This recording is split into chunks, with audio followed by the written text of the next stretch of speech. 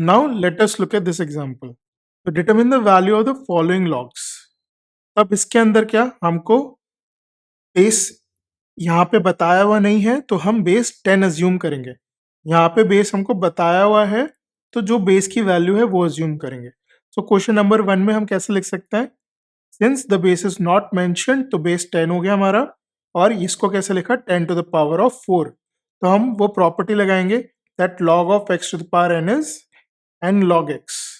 हम ये लगा सकते हैं, या फिर आप डायरेक्टली ये भी सोच सकते हो कि 10 की कौन सी पावर के लिए आंसर आएगा। So in both ways you will get the answer as 4। Now in B part, यहाँ पे हमको क्या बोला हुआ है, log ऑफ 1/27। तो मैं इसको कैसे लिख सकता हूँ, 3 टू द पावर ऑफ -3 लिख सकता हूँ। एंड बेस यहाँ पे क्या है 3 है। तो again using the same property -3 को हम नीचे लेकर के आएंगे और हम इसको लिख सकते हैं log of 3 to the base 3, जिसकी वैल्यू ऑब्वियसली 1 हो जाएगी। यहाँ पे कौन सी प्रॉपर्टी यूज करी हमने, log of a to the base a is 1 always, right. तो इसकी वैल्यू हमारी हो गई -3। सिमिलरली यहाँ पे हम क्या करेंगे, log ऑफ, अब मैं ये भी सोच सकता हूँ कि 4 की कौन सी पावर के लिए 8 आएगा, बट इतना दिमाग लगाने की जरूरत ही नहीं है।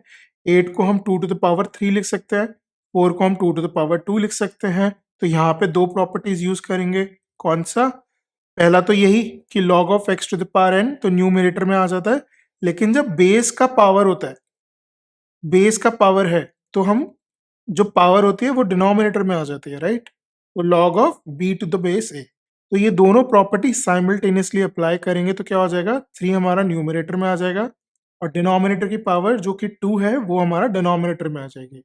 और ये क्या बच गया, log of 2 to the base 2, जिसकी वैल्यू हमारी 1 हो जाती है। तो इसका आंसर हमारा 3/2 आ जाएगा।